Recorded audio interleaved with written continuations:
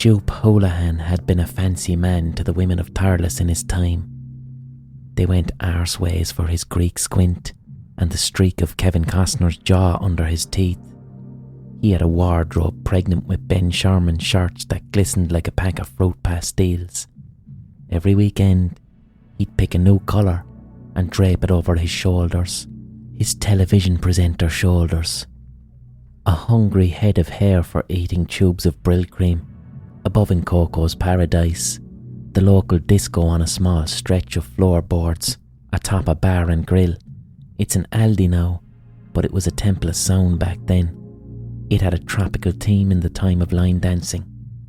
The fingers of Thurles reaching through the pink flashing cloud of a fog machine to touch the tribal tattoo on Jupe's tricep once the shirt came off. He was the child of Prague on a horn. Arms the guards wouldn't dig out of a shinner's back garden. His arse too, none of this gym shit. Pumped up from when they used to pay $10 a brick on the building sites. A Jack Russell's arse, fighting to get out of the stone-washed 501s. The women of Thurles would rest their Bacardi breezers on it. And fuck me, could he line dance. Didn't matter what the DJ threw at him. Could be Garth Brooks, could be Gigi D'Agostino. He had his own way of line dancing, a flamenco flair. A cowboy on a beach he was, doing a sailor step shuffle on stabby patent shoes that could burst a balloon just by tipping off the gossamer of it. Shirt floorwards, and a Bruce Willis vest with crystals of odourless sweat giving him big red fireplace nipples. Effortless pull-ups on the fire exit, so you'd see the fur of his Europop oxters, topless and shining, the din of links, tobacco on the bollocks, no selfies, your head was the camera back then. Famished gants dripping from here to Ben Bulben and back in a devil's echo. Other men would hide behind the car park bins, breastfeeding their pints just to watch him barnacle the women of Thurles buckled on the bonnet of his Toyota Celica. And now look at him, over in the cul-de-sac, a terror to the slugs with salt. Heineken and kebabs hadn't been kind to Jupe in the 20-odd years that followed. He rode the back off the Celtic Tiger, but the recession had the baiting of him. He'd glared into too many blue sparks from a welder's torch, and his eyesight wasn't the best. His chubby heart would flutter at a flock of seagulls slicing through the moonlight that he mistook for a meteor shower, panging for a hot orange rock of luck. There'd been money in laying bricks, and he even swung a jab at being a property developer, but lost it all to a timeshare in Belarus, scammed by a plastic-chinned economist from RTE. No family to speak of. Jupe had never landed a solid woman, and he was in his folk looking for one now. Sure, why would anyone take him in this state? And wouldn't the rejection be a disrespect to his younger self? Wouldn't it be better to exist as a memory in their heads? At least he held on to the Pebble Dash bungalow in the cul-de-sac, but it was forever condemned to be a bachelor's hole. You couldn't draw in a woman with an uninsulated crawl space attic. The mania of a tall hedge, and ivy sucking all the light from the windows. A woman would walk across his cul-de-sac and never know it was there. Jupe was tucked away under a brick in the dark, only crawling out for shopping and Tuesday's dole. He stuck himself to the walls of the bungalow. They knew more about him than he knew about himself. He had become invisible. The ivy brought wildlife after the rain, himself, and the long olive slugs of the back porch, oozing up from the dirt in their hundreds and laying disco-like trails across the decking.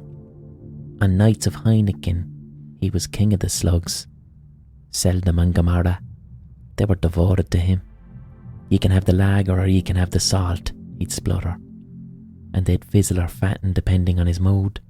Big Hieronymus Bosch head on him. They were fucked either way. In their hour of judgment, he'd wash the slithery cunts away with a roar of ochre piss from his manhood, chomping bites at the teal steam of his voice darting up in the dark, taking gullible words back. And if the whiskey from Aldi was involved, well, he might pick up a slug and slide it down his tongue. Then imagine himself as a fuchsia-shirted property developer, perched over on the stool of an oyster bar in Heathrow Airport Lounge, laughing with the Pebble Dash gable wall like it was an aisle chic on a flight to Riyadh. This life that had nearly been in his fists, directing torrents of fizzy champagne piss up towards his lips, splashing it on himself, despising himself. Sure, who'd be looking? Slugs are the oysters of the porch when your eyes are gammy with whiskey on board. And then would come the line dancing in the warmth of the bungalow. The phone sat in a teacup, reverberating Garth Brooks through the kitchen, crooning over the gas hob, while Jupe's withering kneecaps did their best through denim on the lino, and 50-minute floppy wanks to the Celica bonnet lickouts in the car park of Coco's Paradise before he lost himself to the inevitable suffering of existence. With a pepperami of a langer and a manky snooze in the acrylic recliner, he laid bricks in his dreams, and all the slugs were gone by dawn, back into the concrete like slimy fairies. The next morning, he'd suck a silk cut and stare at their pearly trails, and his head would be transported back to the kebab boxes that littered car parks on the Sunday after a serious night on the dance floor. He'd take that over this in a pulse. The sun didn't spoof at this hour. It let him know that his tribal tattoo was melting green around a sprawl of lavender veins. And they don't really sell Jope anymore, and these new fucking aftershaves smell like a grapefruit's fanny. The music they have today is the aborted heartbeat of his unborn child. You couldn't line dance to it if you tried. According to Dr. Kiley with the bacon and cabbage face, the slugs were how he contracted ratworm lung disease, Angiostrongylis cantonensis, a desperately rare affliction. The doctor had to drag the information out of him, asking mad intrusive questions like, have you visited the tropics at any point? The Polynesian archipelagos, or Hawaii at all? Have you had any reason to drink rainwater, Mr. Houlihan? Have you consumed unwashed lettuce maybe? This is very important for your prognosis, Mr. Houlihan. I need to know if you have ever, intentionally or unintentionally, eaten a live slug. Jope lied and said that he was forced to eat a slug by the Continuity IRA who had hunted him down after he caught them raping a postman. The doctor made a face. Jope was fond of a good lie, like being best friends with Pat Kenny, or being born in Portugal, or finding a dog collar that can turn their barks into words. You'd take his stories with a lick of salt. But this story was different. This one was real. He practiced it to the gable wall so that it wouldn't sound like one of his lies. There's a parasite, an exclusive tropical parasite, he'd say. A rat lung worm, they call it. You get it from slugs. The rat gets the worm from eating a slug, and the infected rat passes the worm in his droppings, and a slug eats those droppings, so the parasite is in a new slug, which is eaten by another rat, and it goes on and on and on like that forever, until a human disturbs the cycle. And I won't tell you how I disturbed that cycle, but now the rat lung worm is inside me, and it's travelling up towards the lining of my brain. There's no cure for it. It's too rare, too special. He'd always thought it would be the whiskey in the recliner that would kill him in the end. But the truth of it was, he had a queer excitement about the rat lung worm. God was shining a torch into his shit eyes. It was the most interesting thing to happen to him since the 90s. It was a movie star's malady, type of disease Keanu Reeves would get. Jope's favourite film was Speed. He'd watch it on tape and feel the blood hot in his throat over the mad bus with a bomb that would blow up if the bus ever slowed down. And he worshipped the ankles of Sandra Bullock. He'd see himself and Sandra Bullock eating watery oysters in the departure lounge of Heathrow Airport. She'd run her fingernails through his full head of hair, and they'd laugh about getting oyster juice in his curls. And back in the porch, the oyster was a slug and Sandra Bullock was the moon. And now he felt like the bus in Speed, and the rat lung worm was the time bomb, ready to blow his head open if he ever slowed down. And sweet mother of fuck was he lonely in the cul-de-sac. But the rat lung worm climbed into his heart for a while and made it beat faster. He named the worm Vincent Melrose, which was what he'd want to be named if he hadn't been christened Seamus Houlihan. Jope didn't stop eating the slugs either. He'd wither them with salt and let them sparkle to death in his jowls, and the glamour of the disease restored a strain of confidence that stretched above the back porch, over the bony alleys and ghost estates as far as the Barras and O Mountains.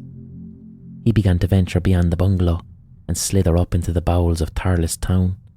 He'd developed a way of walking, which wasn't quite walking and wasn't quite line dancing, but an agreement between the two. The worm told him to put on his old Ben Sherman shirts, even with the belly roaring to get out from under the buttons, stonewashed 501s having a nervous breakdown around his crotch, the muffin top love handles blushing pink against the Tipperary wind, and brill cream sliding through his silver hairs. A man who knew what he wanted for breakfast. And after the car park of Aldi he'd go and say to anyone who'd listen, "Did you know this place used to be Coco's Paradise? I've a worm in my head that'll kill me." He expected surprise, to be treated as an exotic novelty, an expensive parrot, someone who'd inspired distant adoration, but instead he got pity. "Oh, you poor man, Jesus Jupe, if there's anything you need, let me know," they'd say. And Thurles town was humming with stories of poor Jupe Houlihan, above in the cul-de-sac with the parasite.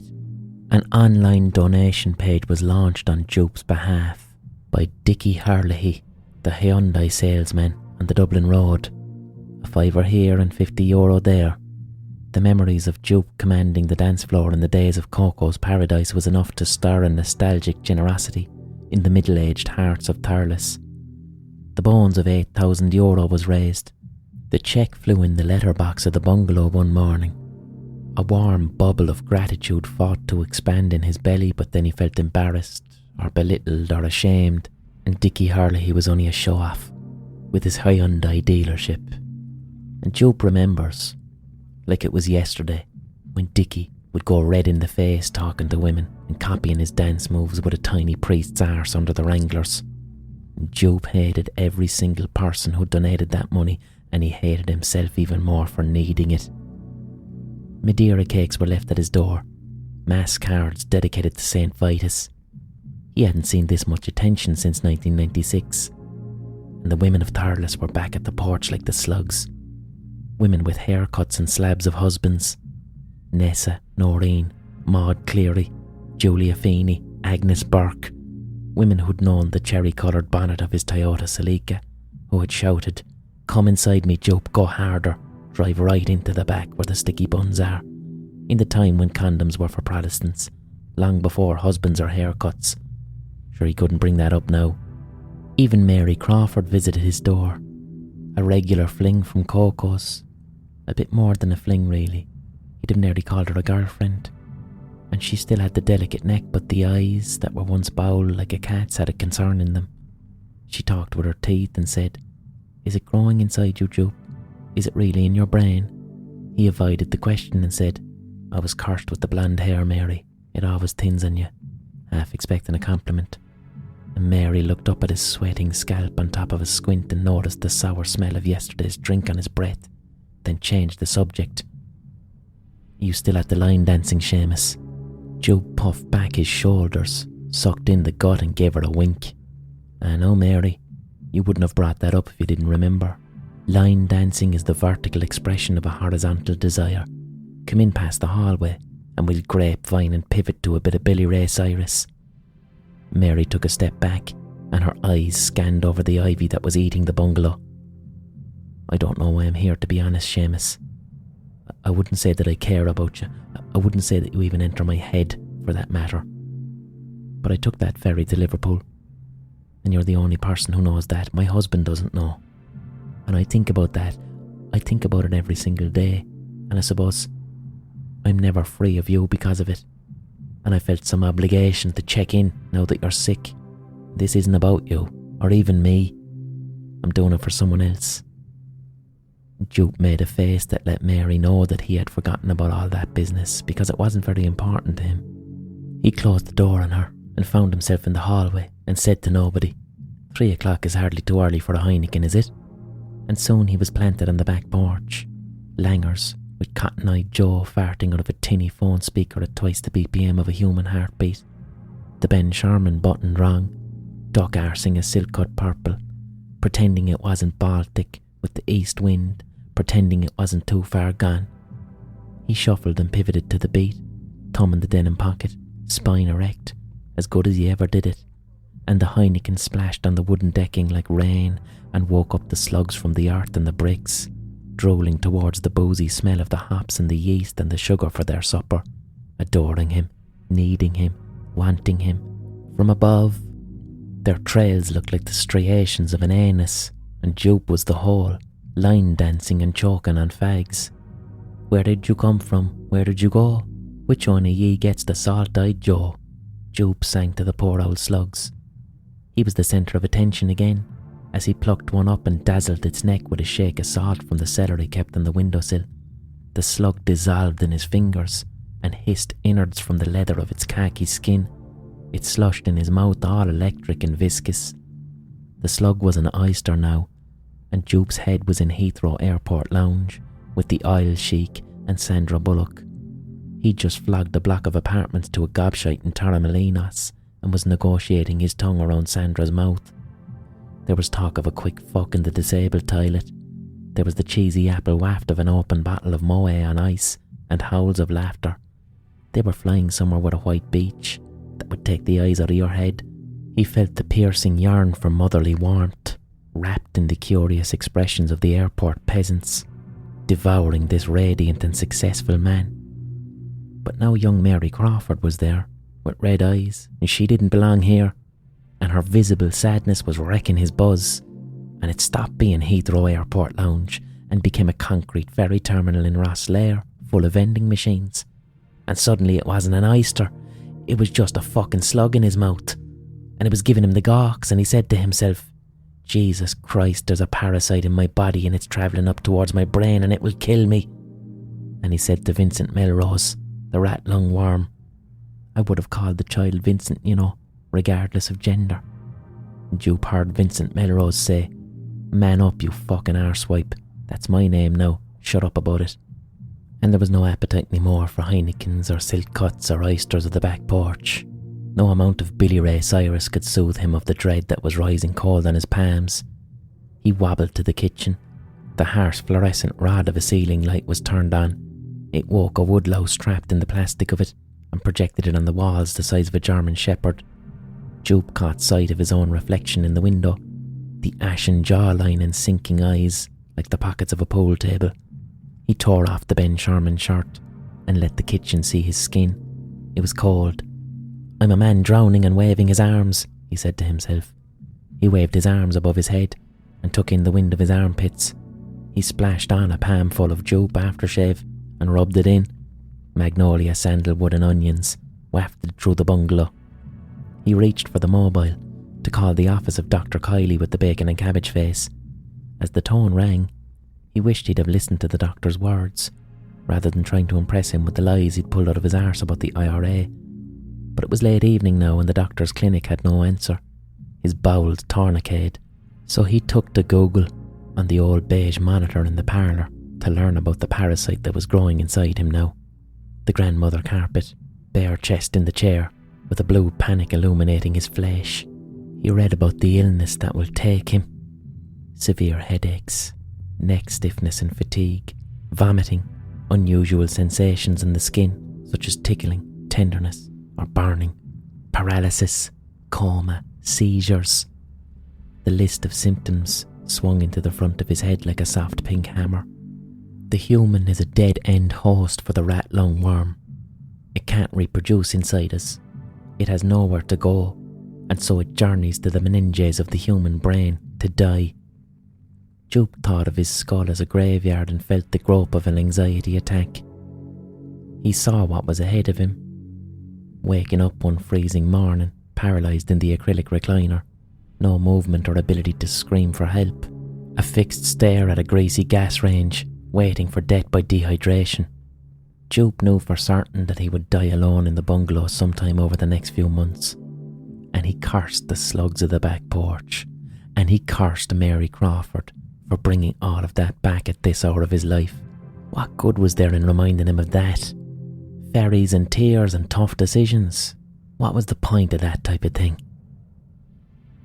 Winter slimed into spring.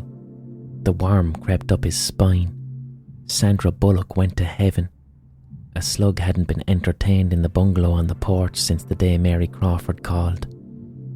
And there were sudden jumps of the heart in the silence of night time. A fright that might be a cousin of guilt. Notions of contacting her. To finish the conversation she tried to start on the front porch. The whole procedure must have meant an awful lot more to her than it did to him, if she needed to speak about it at this stage. It happened so long ago. Maybe he should listen to her experience of it all. But when Jupe travelled inside himself with questions like that, and had to root around the shamus of him, he'd feel a ferocious repulsion. He'd find a person very deserving of rejection and punishment and disgusting things. He had separated from himself at some point in his childhood. He sensed that he was born with a feeling of love, but it had dried up or shut off, he couldn't remember. It was as if the very essence of his shamelessness needed to be concealed with a sweeter smell, and he was in no way comfortable in this interior world. The sheets of his bed knew him better than he knew himself. And before anything resembling a feeling of sadness or self-compassion could arise, he'd become angry with the person who had caused this journey of introspection, and so he'd lie awake until the room was glowing, and Mary Crawford was only a little slut who shouldn't have let him ride her without a condom in the first place. And didn't he give her the money at the time to go to Liverpool to get it done? And hasn't it been made legal since? And isn't she doing grand for herself now, with a husband and children of her own, while poor Jupe has nobody, only a parasite climbing up into his brain? So fuck Mary Crawford and her memories. On those mornings he'd hunch at the beige Dell monitor in the parlour, like a bird, dipping his beak in the fifth mug of Nescafe, with two eyes hanging out of his sockets from tiredness. He'd read the comments in a Ratworm support group on Facebook and experience a sense of belonging to someone or something. The rarity of the disease meant that the Facebook group was small, just a few hundred accounts. It was a haven for the afflicted and bewildered. Due to the humidity, Hawaii was ideal for the growth and reproduction of the slugs and rats that serve as hosts for the Ratworm parasite. The majority of the group members resided in the Hawaiian Islands. The page was a place for outpourings of support, camaraderie, links to updates on treatment and pleas for a wider understanding of the disease. This was a community who didn't feel heard or noticed. Jupe could never tell if he was experiencing the symptoms or if he was only imagining them. The years of drink had his bones sore and his skin prickling. He would post in the mornings under the name Vinnie Melrose, and soon grew popular in the group because he was from Ireland. Ratworm was rare in Europe, but not unthinkable due to the warming climate.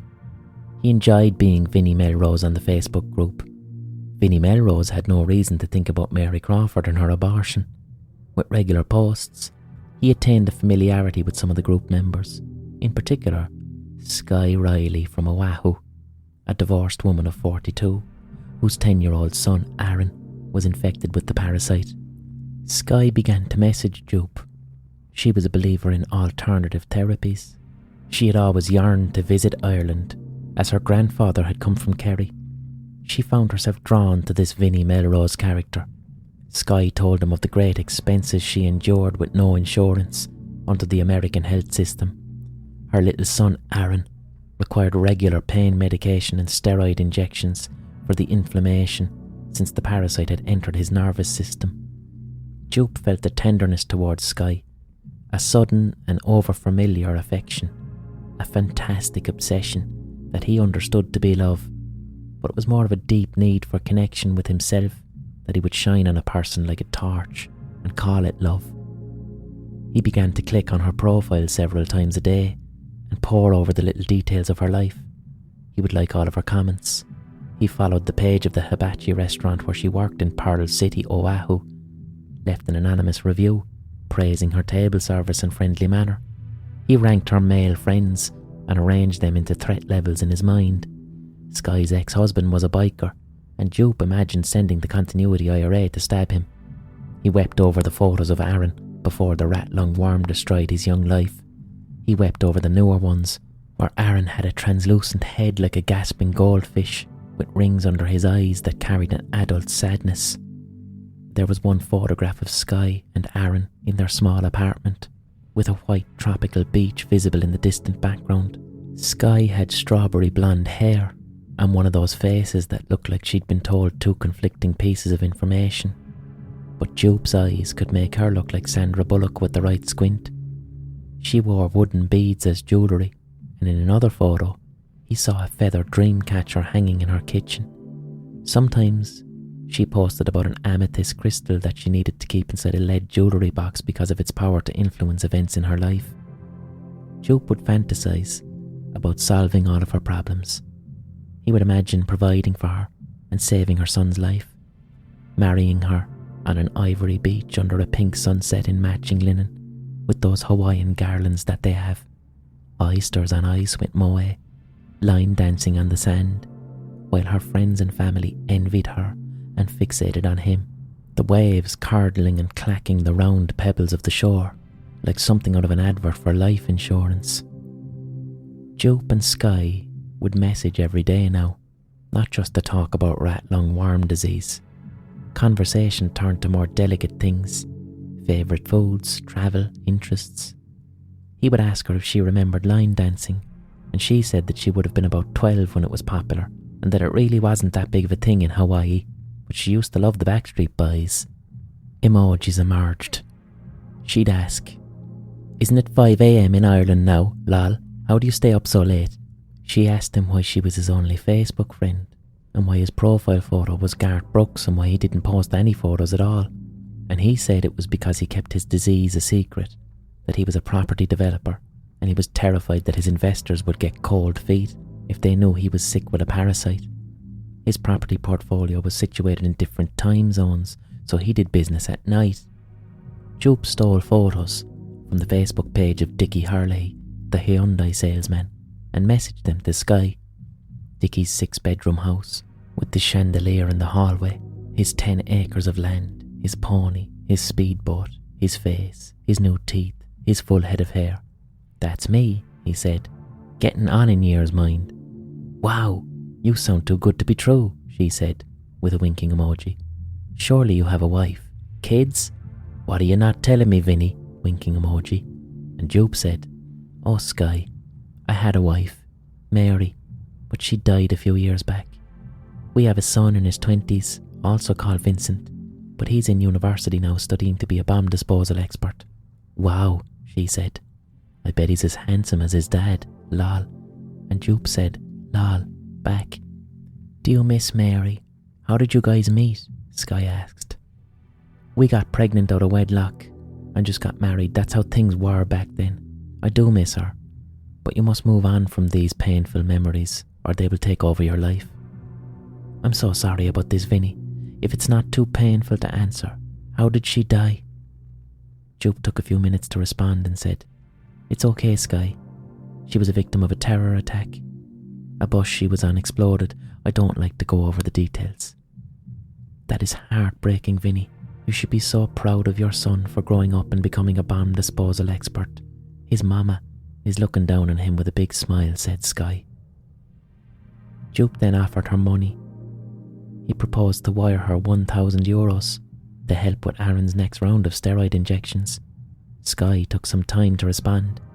Jupe felt the terror of abandonment and thought about killing himself. The next day, Skye declined his offer. She explained that she didn't feel comfortable accepting the money, but Jupe insisted. He had just closed a huge deal in Mykonos, sold a condominium he'd developed. He was feeling very generous and wanted to help her because he could. It would mean a lot to him if she would allow it. Skye graciously accepted. Jupe took €1,000 from the fund that was raised for him by Dickie Hurley. It was wired via Western Union under the name Vincent Melrose. 3 days later, Skye messaged Jupe a photograph of her and Aaron sharing ice cream in a booth of the restaurant she worked in. "Big guy is killing this Sunday. Thanks again, Vinny. You really brought a smile back to his face." Aaron looked stronger. He looked like a normal boy of his age, enjoying normal things that boys his age enjoy. A wave of pleasure and excitement jolted through Jupe. He felt like a decent and worthy person. He felt like all the change and possibility in the world. He felt like Bob Geldof. He did a little barefoot line dance on the granny carpet in front of his computer monitor. He noticed the static electricity in his soles. The fizzy violence of Heineken hitting the back of the throat floated into his mind. He got a notion to buy a crate of it in Aldi. But now that he'd found love, he wasn't going to fuck it all away on drink. He couldn't stop now. If he slowed down, the worm would make his head explode. He felt his hands burning as if they were fondling a small fire and experienced his first seizure. The worm was in his brain. Sky said that Big Pharma had a cure for rat lungworm disease, but they were holding it back so that they could push steroid injections. Vaccines are actually biological tracking devices created by you-know-who. Jupe agreed. She asked him if he thought about love, if he thought about a future, and if there was another person in that future. She asked him how he could be so driven and successful in the property business, despite the rat lungworm growing inside of him. Jupe told Sky that he lived without any symptoms because he bathed in a holy well at the foot of a mountain near Thurles, a natural spring where slugs clung to the rocks. The slugs were said to worship at the feet of the hero Cuchulainn, who ate them before battle. They were blessed by the goddess Bridget, and their trails sparkled with stardust from the other world. For thousands of years, people have travelled from all over Ireland to experience the healing power of the slugs and the water in this holy well. Of course, the doctors don't want to admit any of this, he'd say, and you won't read about the well online because this is all local indigenous knowledge that was passed down orally. He informed Sky that he had no symptoms, no fear, no pain, no headaches, no burning of the skin, no seizures. The rat lungworm was still in him, but it was made inert by the satiating water of the holy well. The worm told him this in a dream. He had found the cure. I am living proof of the healing power of the water in the well. And these words that he pulled out of his hole unfolded before Sky like a soothing blanket. She messaged him about the photographs on Google of Thurles and the Tipperary Mountains, how it was like a fairy tale land of grassy glens and dells and hills. She could imagine the puka and fairies emerging in the morning mist over the magical landscape, long-haired goblins bathing under waterfalls, and white horses galloping into the sea foam and turning into diamonds. How the ancient Irish were actually aliens who came from a star system called Zeta Reticuli. How it reminded her of the way her grandfather had described Kerry when she was a child, and Jupe said it was exactly like that. Maybe you and Aaron should come here and live with me. I have all this space and no one to fill it. The long hallways of my house are empty except for the sound of my own footsteps. Come here to me, Sky. Little Aaron can bathe and drink in the waters of the holy well. Cuchulainn's slugs can crawl all over him. He won't need any more steroid injections. He'll be free from the pain and torment like I am. You and I will get married. And what about my job, my life, my family? Asked Sky. And Jupe responded that it was fate that brought them together, and how foolish it would be to ignore the universe when it creates two souls that vibrate at the same frequency, live fully, laugh often, love deeply. And the voice inside of Sky, which had been sensible at one point in her life, had long been silenced by the terrible pressure and sadness and hardship of it all. She'd rather listen to hope, no matter what shape it took. Before long, the two of them were talking about flights to Ireland. Sky still had some apprehensions. She trusted this lovely Irish man named Vinnie Melrose. He had sent her money, after all. A faker wouldn't send money like that. But still, a niggling caution in her needed more proof. She suggested that they make video calls. Jupe said that he was too old for that class of technology, and it was a miracle he was even able to text her on the Facebook. Sky was endeared by this response, imagining him as a rugged man of the meadows who spoke with the mountains and the deer. Sky then intimated the possibility of video sex, hoping that this would entice him to appear on camera and allow her to dispel any small doubts from her mind before she made one of the biggest decisions of her life. This suggestion made Jupe feel incredibly angry, because Sky was pure and perfect with a sick son, not one of these young whores that they have now, who show their tits and arseholes on the internet. He didn't say this to Sky, and instead told her that he had been looking at flights from Oahu to Shannon, that there's one in a week, and that he'd wire her the money immediately. "That's a lot of money, Vinny," she said. "There's no price tag on this adventure," he said. "You'll fly to Shannon. It's only a short bus to Thurles, and once you get here, ask for the greatest line dancer to ever grace the town. You'll be shown where to find me." "Lol," said Sky. "You're hilarious, Vincent. I guess that sounds like a plan. I can't believe we're actually doing this." The money was wired. Young Aaron was informed. Bags were packed. At Oahu Airport, Sky bought him a battery power bank for his gaming tablet and one of those foam travel pillows to help with the pain in his neck during the long flight. She held his fingers like she'd never let them go and kissed his forehead while he slept beside her. The warm pink sun blessed her face through the oval airplane window, and she listened to the hope in her chest. Her eyes flew out over the Pacific Ocean, across the silver cloud, and swept below the valley lakes, through the purple heather on the mountains of Thurles, the Aldi car park, slithering down the ivy that clung to the bungalow where Jupe lay, firm, in his acrylic recliner, the ghost of Coco's paradise, himself and the rat-lung worm in his brain, friend of the slugs in the rain. Jupe, wafting through the letterbox, a warm, spicy blend with a hint of freshness, complemented by top notes of mandarin and sandalwood, heart notes of tonka bean and scatol, creating a lingering, seductive fragrance.